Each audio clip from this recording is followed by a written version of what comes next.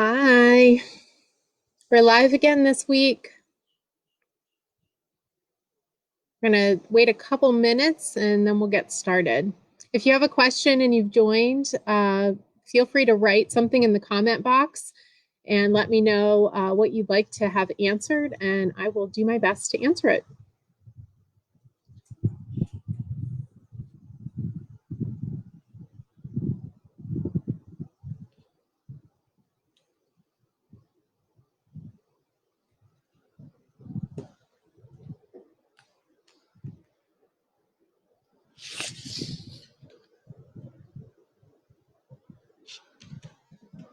Hi, Marlene. How are you?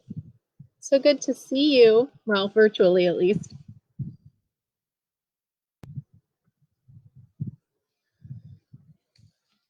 All right, we'll just wait one more minute and we'll get started. Marlene, if you have a question or anyone else that's watching, feel free to put it in the comment box and I will do my best to answer. Trying to cover some different things that I've had requests from clients and friends about the nature of marketing and communications and fundraising and how people can retain customers. So anyway, I'll be answering some of those. But if you have any other questions, feel free to type it in the box. I'm doing well, Marlene.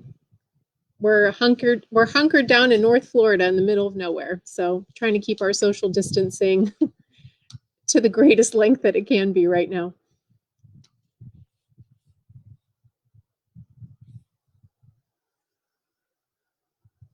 Okay. Well, I just want to welcome everybody for joining us today for another live question and answer session. For those of you who may not know a lot about me, I have my own consulting business and have been working with clients all over the country for the past 7 years, doing consulting related to marketing and communications, but also related to revenue generation and helping people figure out how to fundraise, how to work on their sales strategies, how to better connect with their customers, and work on their unique situations and provide some different solutions and training for their employees or planning for their businesses so that they can get to the goal that they have in mind. So one of the things that I thought would be good to do is, provide some free advice. I think we could all use some of that right now. And if it helps you move something forward that you're trying to accomplish, then I'm happy to help. So I did receive some questions prior to this from folks who couldn't join us. And I wanted to start with something that I read actually. This was through a company called Smart Brief, and it was distributed through BoardSource, which is a great resource for nonprofits. But it had some good business advice, so I just wanted to share this. So it was talking about leadership during kind of a post-crisis world, and some things that people can look at to find talent within their own organizations and kind of see where they're going to stand after a crisis happens. So it says, cream rises to the top in hot coffee. Likewise, talent rises to the occasion when the situation grows hot. For this reason, leaders need to keep an eye out for employees who are ready, willing, and able to help. And so some of the traits that I think all of us can kind of keep our eyes open for are people that have out-of-the-box thinking, people who are willing to kind of take something that you've normally done and do something a little bit different and see if it works. Sometimes that means turning things upside down. Sometimes that means that conventional thinking has failed. But right now, I think we all have a little bit of extra leeway to try something different. So if there are folks within your organization or business that think that way, listen a little bit more closely to maybe some ideas that they have that could propel you forward. Some other traits that are great to look for during this kind of post-crisis world that we're all going to be entering at some point is people that have critical thinking skills and people that are introverts. And, many introverts, I think I have an introverted side and an extroverted side, but the introverted side, listens. And I kind of step back and don't necessarily want to take action right away, but I really want to listen and get the full story so I can really think through some strategy or what solution I might suggest. So if there are introverts within your organization, maybe engage them in a conversation about what they're thinking and how they think that you could take some next steps forward. And people with critical thinking skills are great because they're looking at things from multiple angles and what might work and what might not from a strategy perspective. So those are great people to kind of inform, your next steps. And then trustworthiness, individuals that, can be a trusted source of information, people that you can rely on for expertise.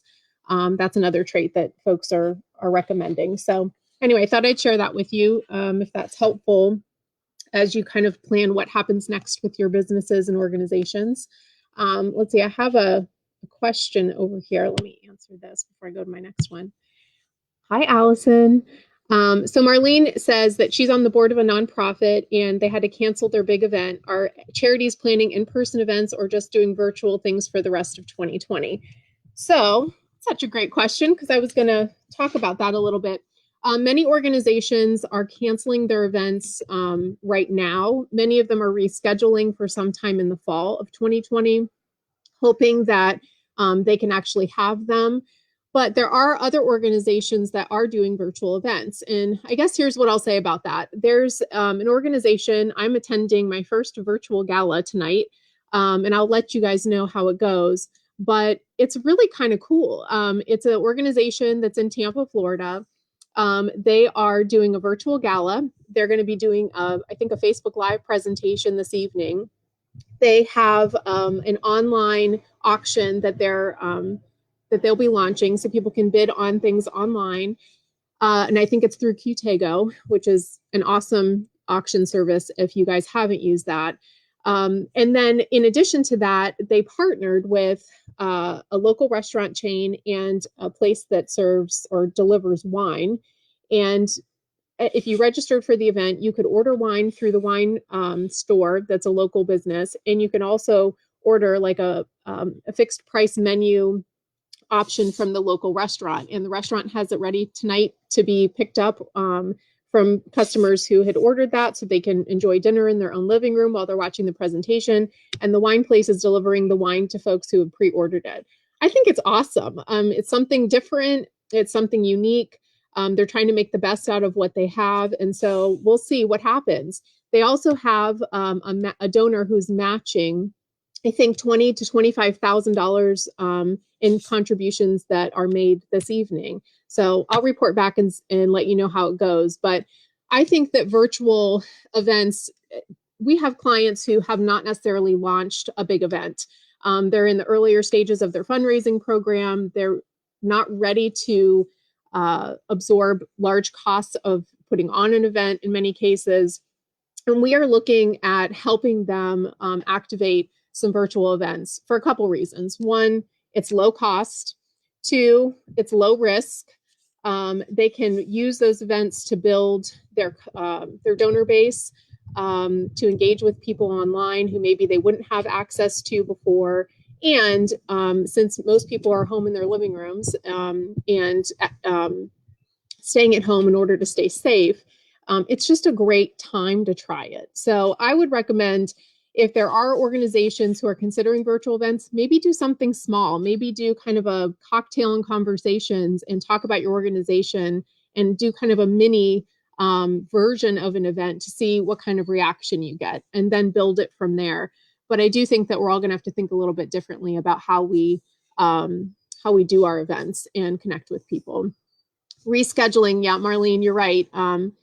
Rescheduling is hard because if everyone's moving their spring events to the fall and there's already fall events happening, there's going to be a lot of stuff happening. And from a donor fatigue perspective, I would imagine that is something that's going to be a real thing come this fall. So anyways, try the virtual event. You have nothing to lose. And if you're going to try it, now's the time.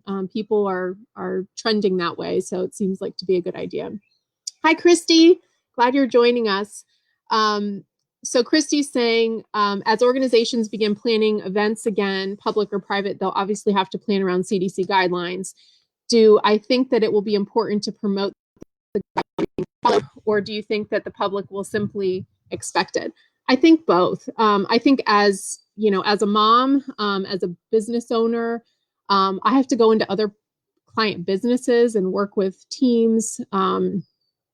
Thankfully, I get to do a lot of it online right now, but that's something that's top of mind. I want to know if I'm just walking into a business that it's going to be clean, or what precautions I have to take in order to protect myself and my family. But events are a whole nother game. I think that I was listening to the governor of Florida, talking about the plan to reopen, and I think it's going to be a while before large gatherings can take place anyway. And so it's going to be important as an organization that you're communicating to your constituents what you are doing to help protect them and to help protect your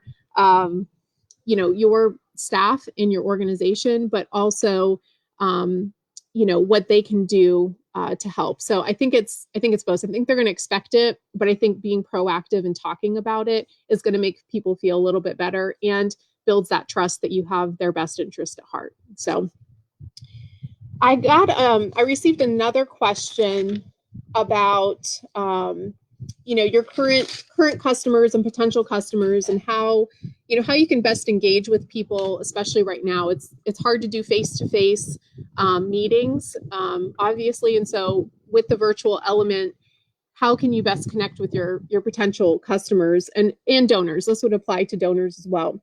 So some suggestions that I ran into from a couple different places, which was nice to see some consistency, is that now's the time to really work on your contact list.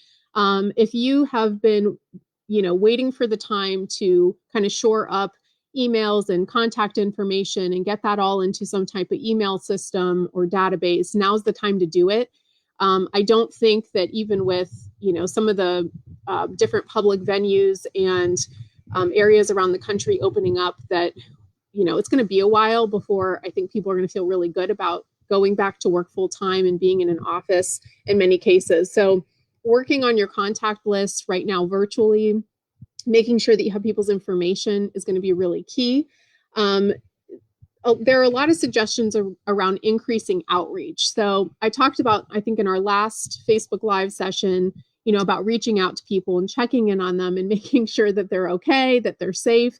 That still needs to continue. It's about relationship building, whether you're in sales or you're in fundraising. It's about maintaining relationships. And the best way to do that right now is to reach out to people, even if you don't have anything to sell them or you don't have anything to ask them for. Just find out if they're okay. And so that human contact and kind of that touch base of, look, we care and we want to make sure you're okay as a human being and as a person that we value. It's a great first step. And saying something that is relevant to what's happening right now. So how is it that your business is adjusting to the ongoing needs of the community? How is it that you are addressing changing needs that people have as we kind of, live through this pandemic and the change that is occurring in how we do business? That's really important to let people know, even if you have nothing else to say. And so increasing, your presence on social media, talking about things that are relevant in that respect, can go a long way to just keeping people engaged with your brand, with your mission, and so that post pandemic and post crisis, that I don't know that things will ever be quite back to normal like we thought they were before, but the new normal will be valuable that you have maintained those relationships during this time. Another article I was reading was asking about, so this is specific to nonprofits. There are a lot of nonprofits that are anticipating, having to close their doors. Many don't have more than 3 to 4 months of cash reserves. There are organizations that have much longer, and they are doing well and not as concerned right now. But there are many organizations that don't have the reserves to continue past a certain point. And so they're looking to cut staff, they're looking to cut, direct services, which in my opinion, we're all going to be dependent on in some fashion as we, kind of get back to reopening different elements of our communities.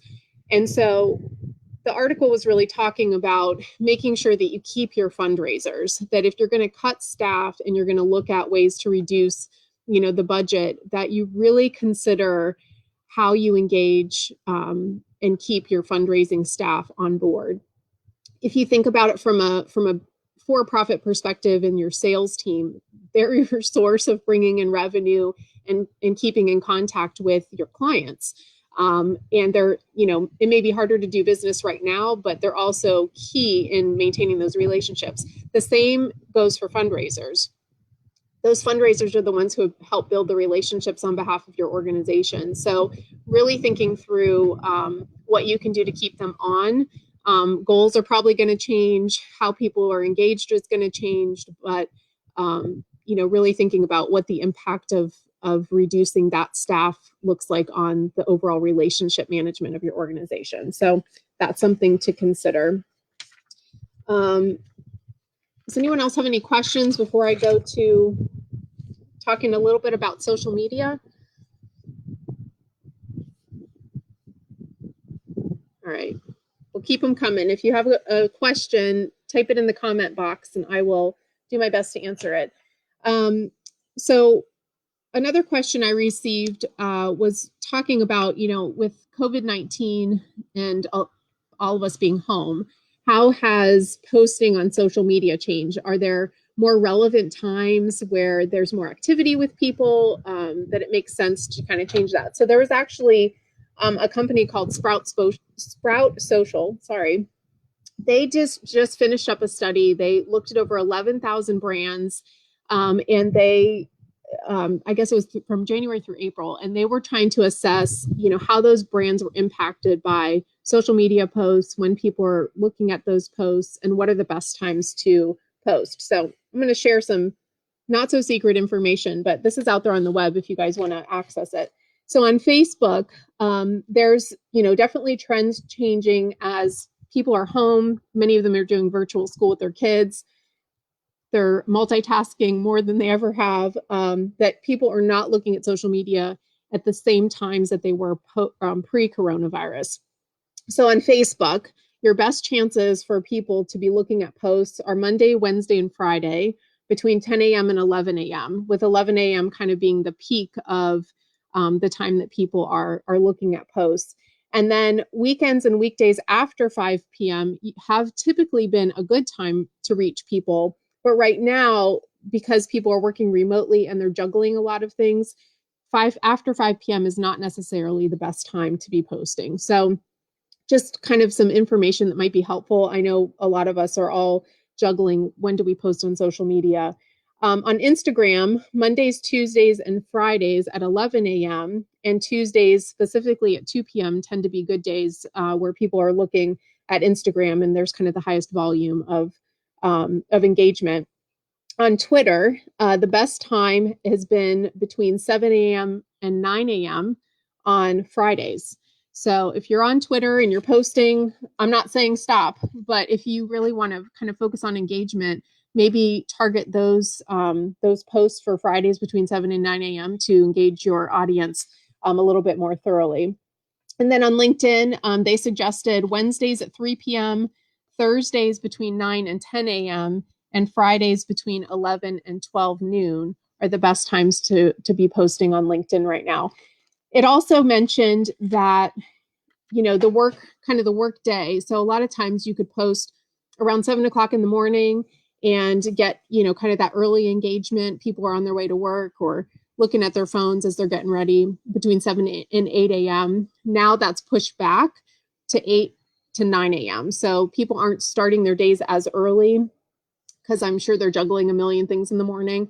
But around between 8 and 9 a.m. Kind of tends to be when the workday is starting. And that means that the workday is ending slightly later. So, even though people may not be as active on social media after 5 p.m., just kind of keep that in mind that people are working a bit later and their schedules are definitely getting juggled. So anyway, thought those were kind of some interesting things to share, maybe help you with your social media planning or marketing and communications planning. And is there anyone else has any other questions before we wrap up today's session?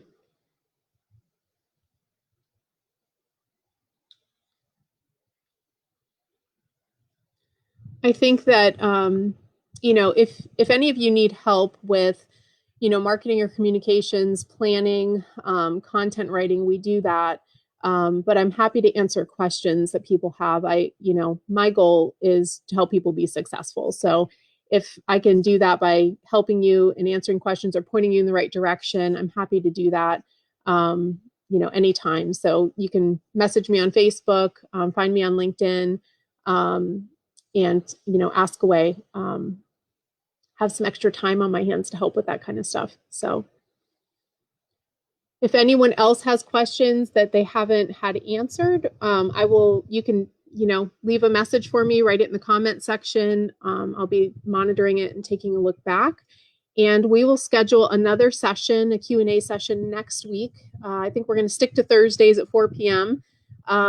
So if you're able to join or you want to share this with someone else that you think would be valuable to hear, please do. And we'll see you next week. Thank you.